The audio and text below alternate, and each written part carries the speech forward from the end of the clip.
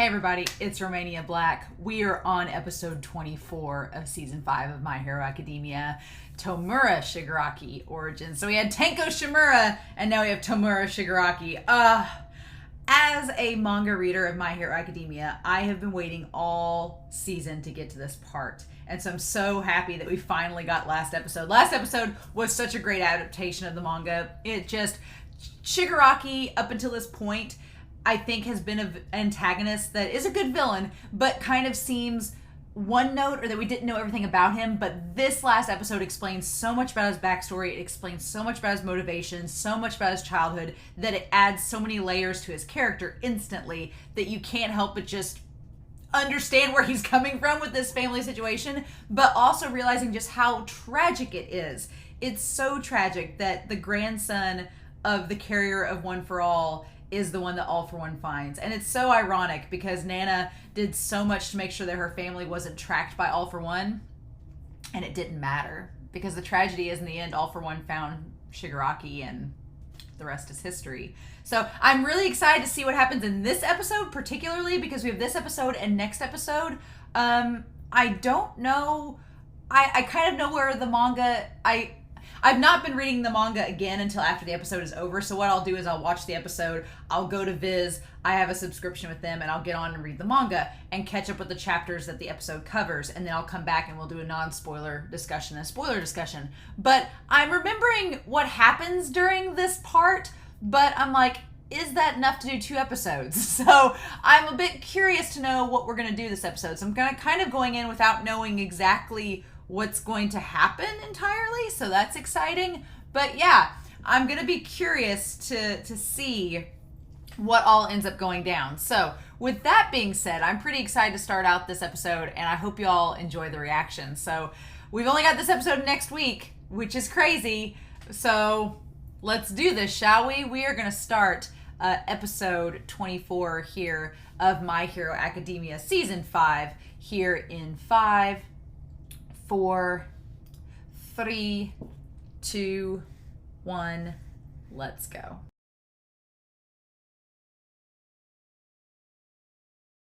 Oh man, I really like this episode. I really like this episode a lot. I've been waiting all season for us to get to this point, to talk about Shigaraki's origin story, to talk about his rise to gain the Meta Liberation Army, and why he went from being just the leader of the League of Villains to being the big bad threat now, and the successor of All for One. There's a lot going on in this episode, and it's hard not to talk about spoilers, especially because of what I know season 6 is going to cover, so I'm going to do my best. But I will say this is not a manga spoiler, but this show is cruel, because in the manga, the chapter that this whole episode opens on, it shows the sun, where it has Shigaraki saying, "I killed my family." It does not show a rainbow. It does not show a rainbow. That's just the animation studio being like, man, what a great contrast it would be, is this beautiful rainbow and then the line of Shigaraki killing his family. Wouldn't that be fun? Like, man, just the sad commentary in all of this is just about the society in this world in general, and just the sheer shadiness of it.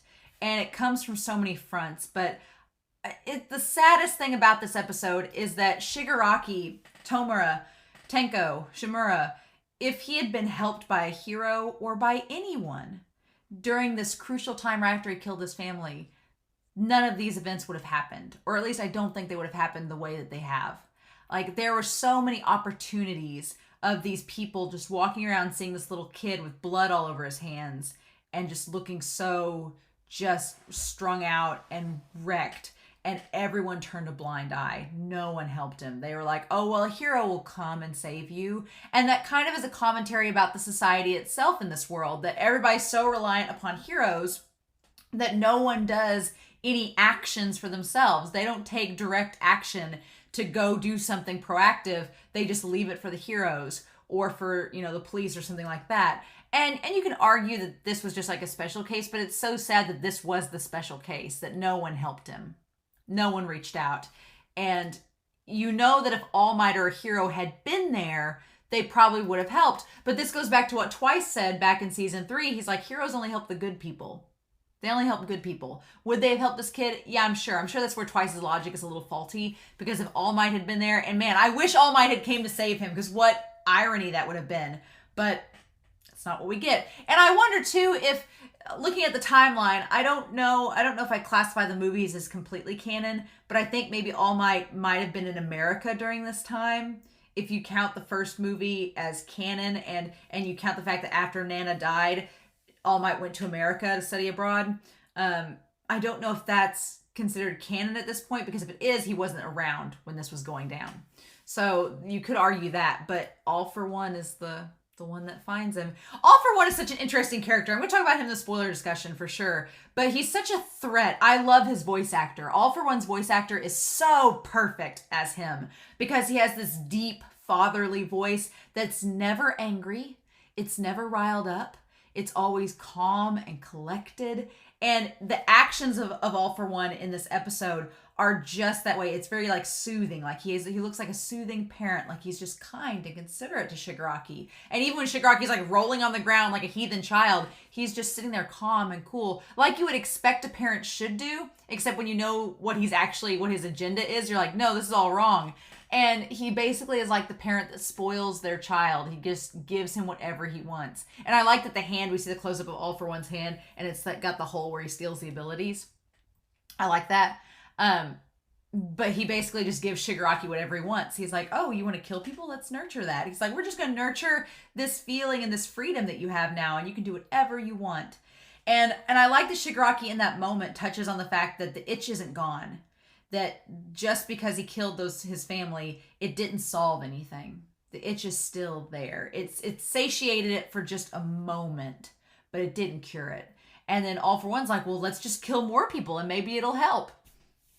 And it doesn't, but it's that feeling of him wanting to throw up, but he's calm. So it's almost like a placebo. Like he thinks that it's helping, but it's like, is it?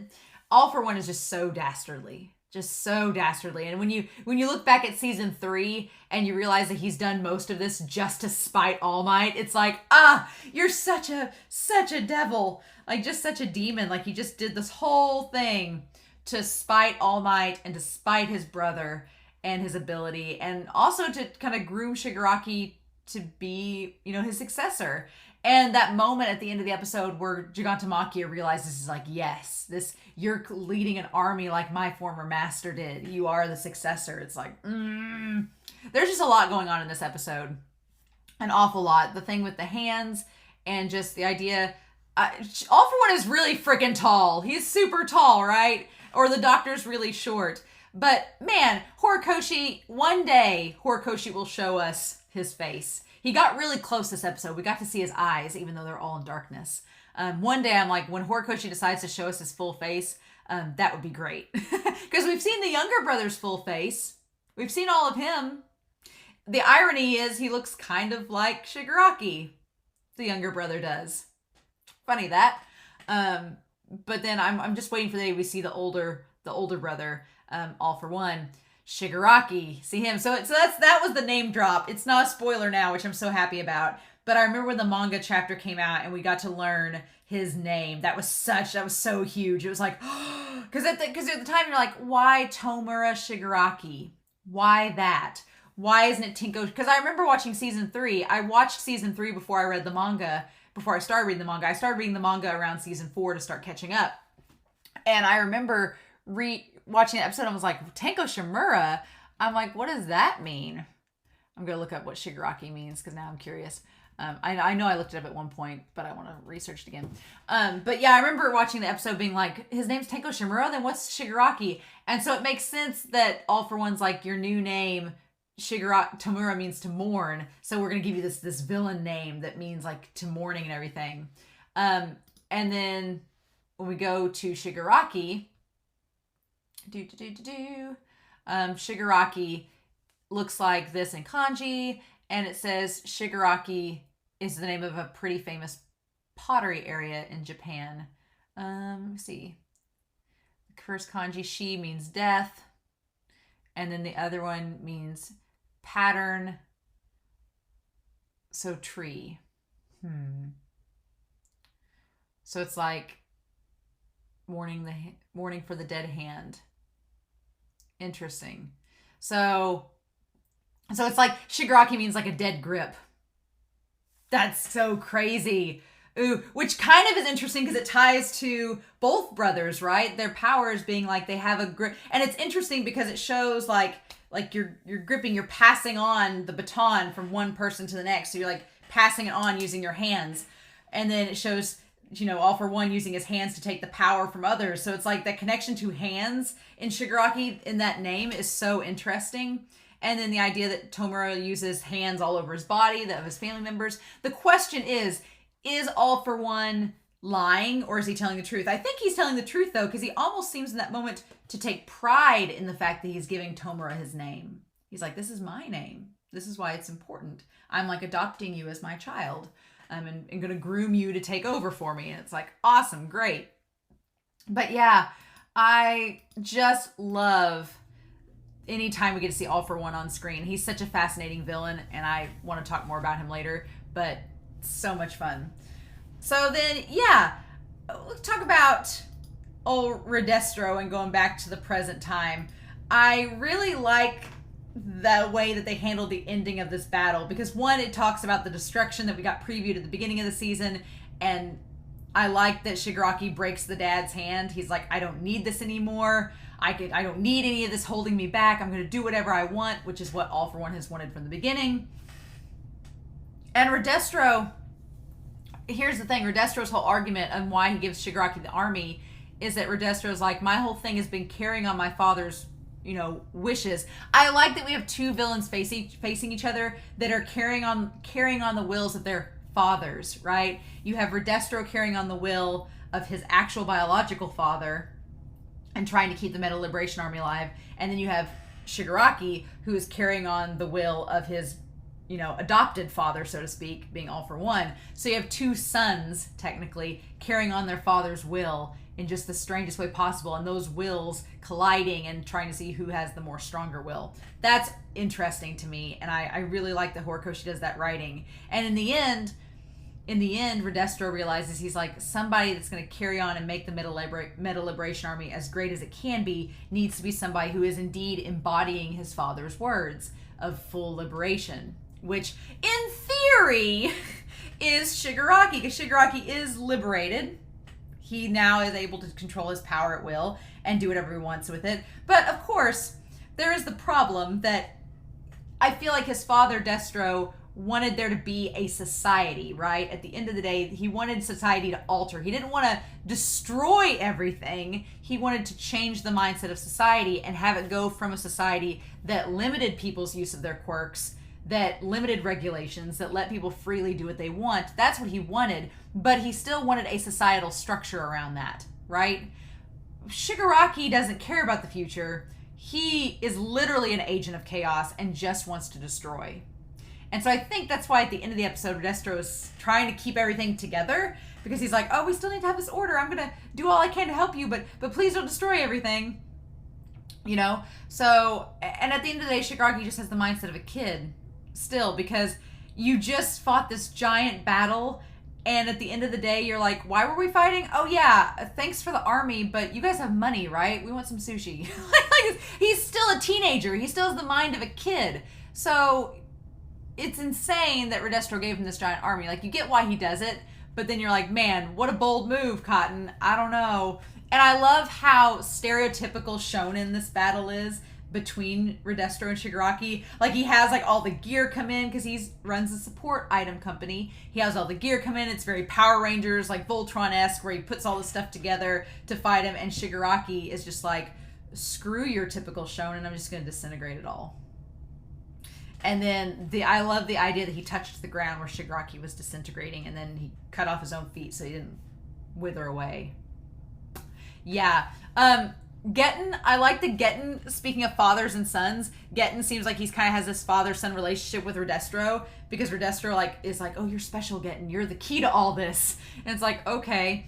And then in the end, Gigantomachia just whisks his ice away. I love how annoyed Dabi looks too, where he walks away, he's like, I was just gonna win. It's like Dabi hasn't had a win this whole series, and the one time he has a chance to win against Getten pieces out, and he's like, I was about to have a victory.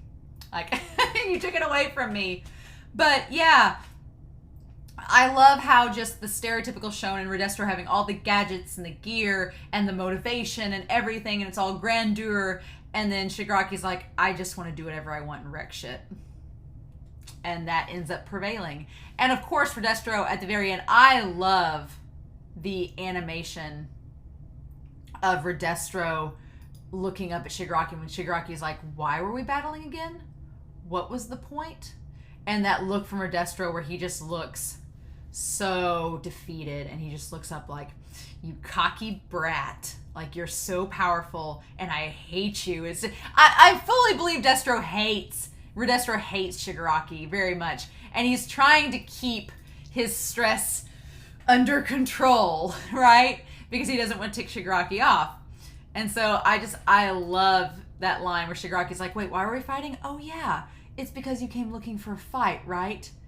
And Redestro's like, yeah, that's why we were. Oh my God, you cocky little brat. Like, I love it. I love that animation. It's so good. Compress.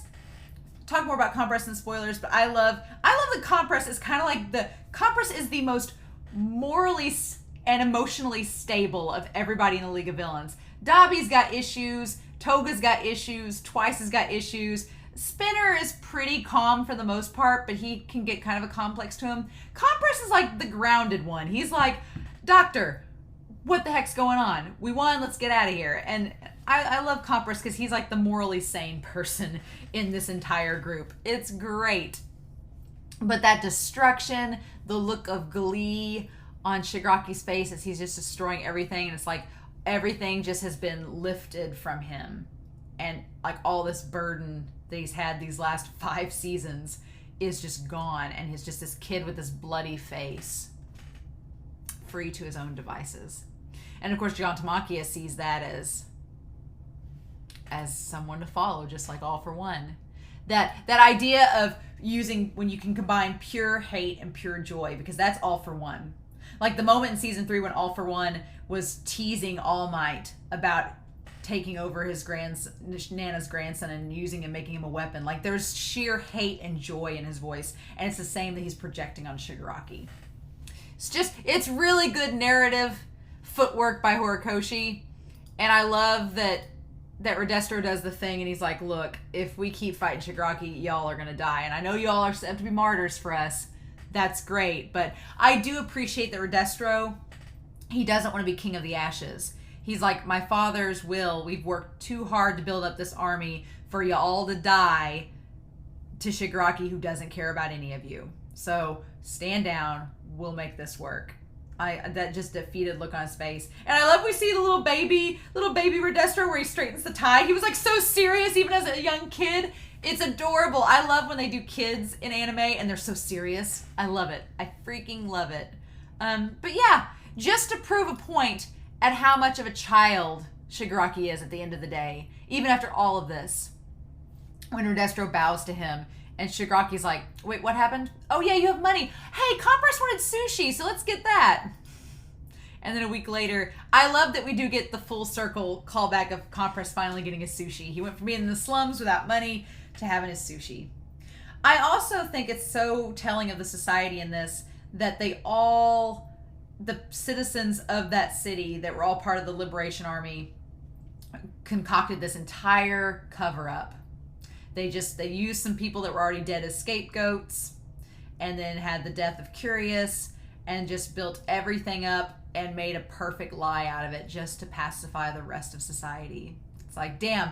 And that shows you how resourceful the Liberation Army is, and how prepared and on top of things they are, that they were able to just so quickly come up with that cover story. And Skeptic doing his magic, because Skeptic likes to please his boss, doing his magic and making that cover-up story. I love that.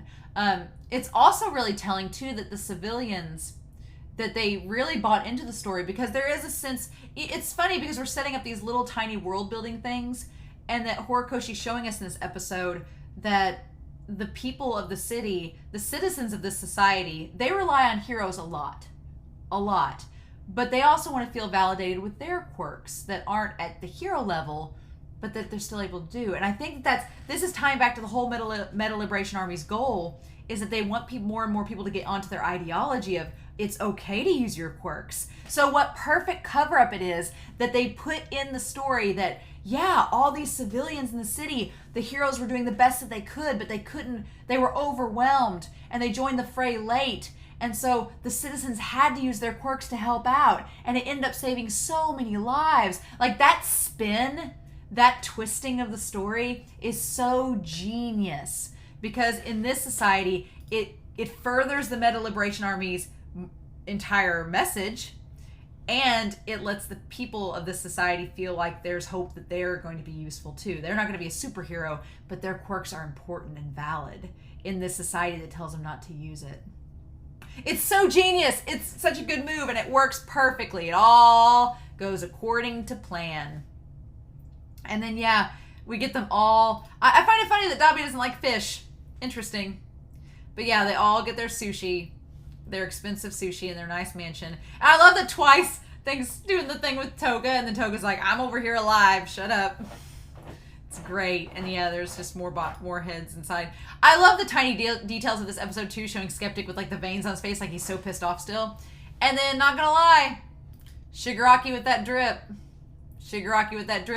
With the suit looking kind of like, it's comical, right? It's comical, and it's meant to be. Because on the one hand, he's wearing the suit, very similar to All for One, even down to the same tie and suit color and everything. And he has the cast and all the bandages and stuff. But on the other hand, it's comical because he's wearing a kingly cape. Like a kingly cape. Like no one else is wearing anything like that. Not even Redestro, who's in his obnoxiously over-the-top wheelchair, Professor X style. But yeah, he's wearing this over-the-top kingly robe with his suit. It's like Shigaraki, it's so extra, but it's almost played for comedy how over the top it is. And then we have introduced our everybody in their new gear and everything. I love it. I love the pose. And I love Redestro is trying to, he's a politician in a sense, right? He's a leader, so he's got to play up everything. And so he's pulling it up like, oh, we're not surrendering. This is not me handing over my powers and authority out of me getting beaten. No. This is just, I realized that Shigaraki should be the leader of this organization and that he would lead us into more liberation. So this was totally planned. This was totally my idea. It's like, he's so over the top trying to sell it. It just comes off as being desperate. And I really love it. And saying Tomura Shigaraki is the only one who's truly free.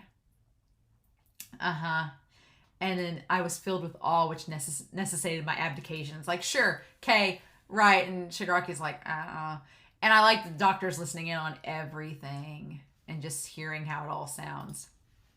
But yeah, everybody, we got our lieutenants, our 9 lieutenants. Dobby getting new threads. Dobby's so skinny. And then Spinner's threads look about the same. Compress has a new jacket and a nice hat.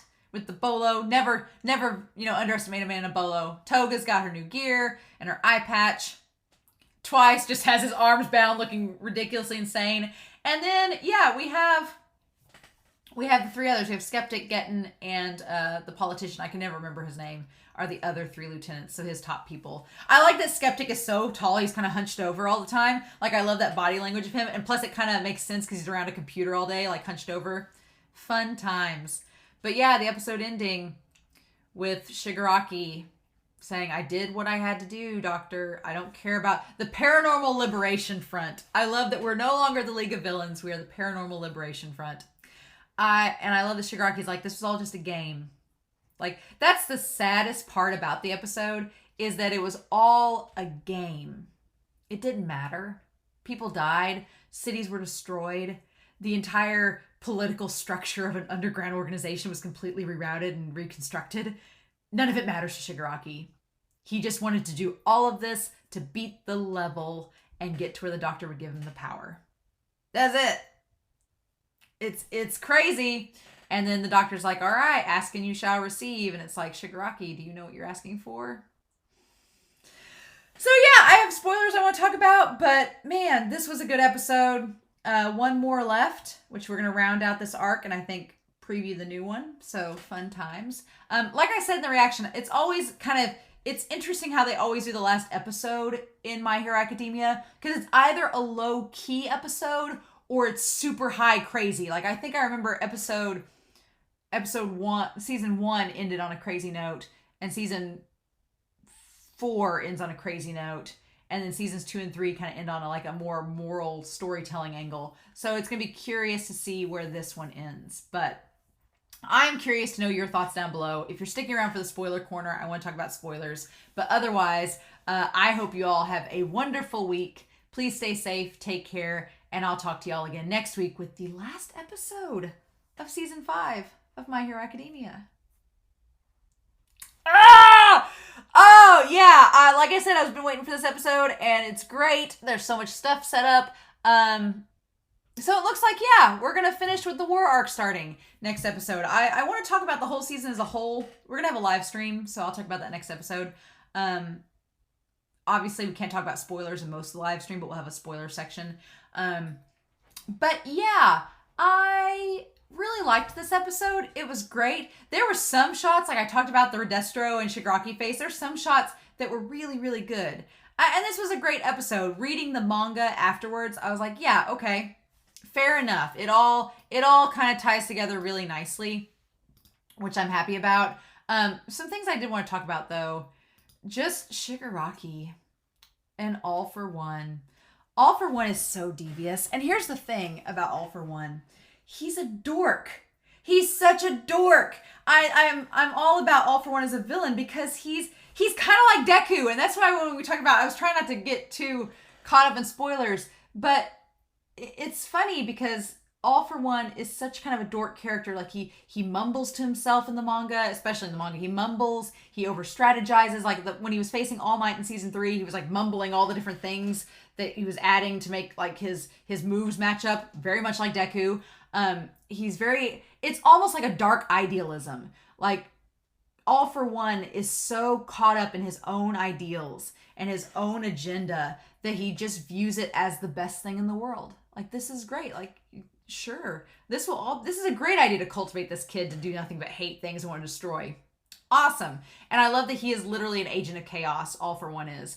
I am so mad we didn't get to see his face even in this. It still ticks me off. I know that the manga doesn't do it either. But I want to pull up a few panels before we talk more about All for One. This one here, yeah, the anime does a good job of showing Shigaraki looking kind of disturbing as a kid wandering the streets. But this panel, that face, when that woman's like, oh God, I'm sure somebody will help you.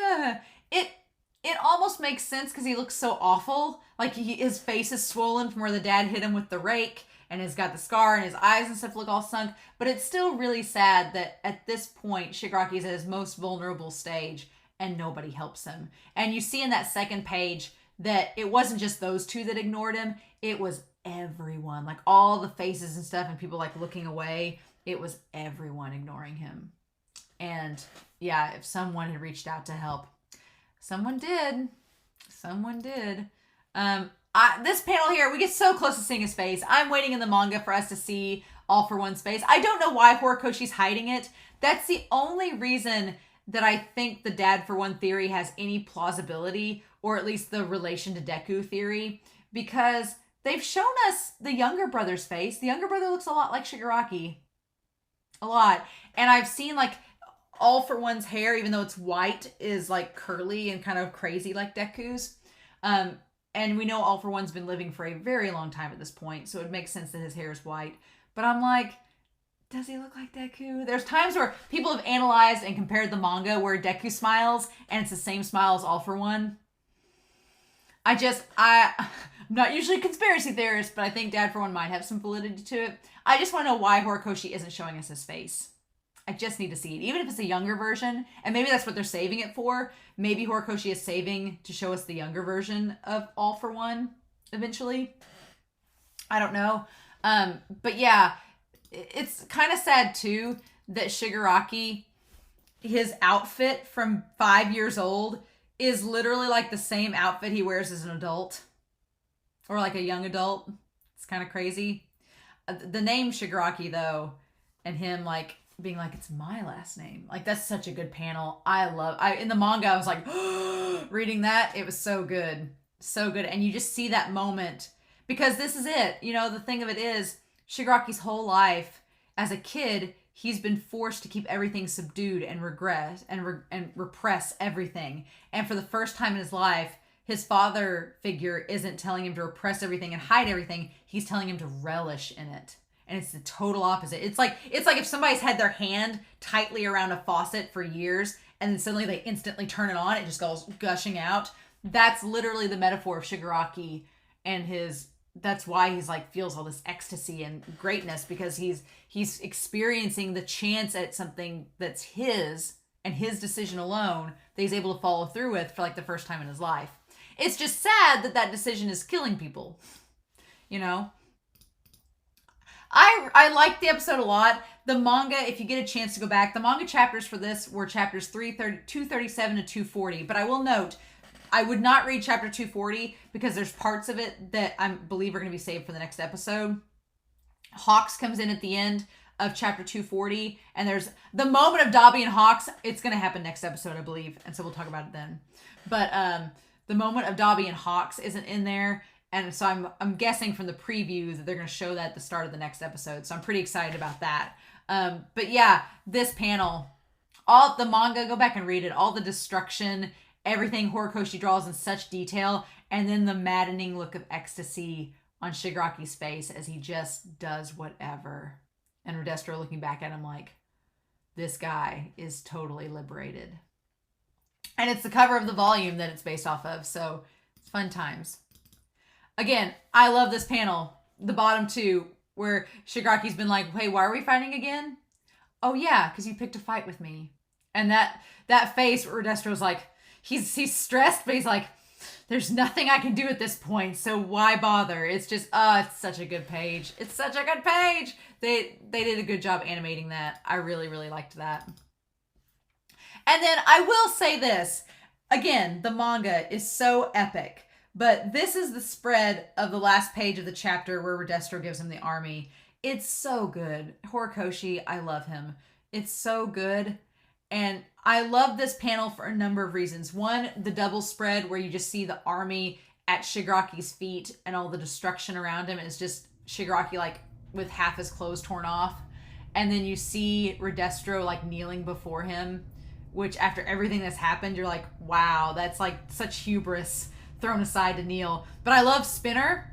Again, we touched base on in the manga, Spinner was asking Shigaraki, he's like, what are you doing to inspire people? What are you doing to do anything to lead forward and get people to get on your side? And this is the moment that Spinner realizes, oh, yeah, he's got an army now because of what he did.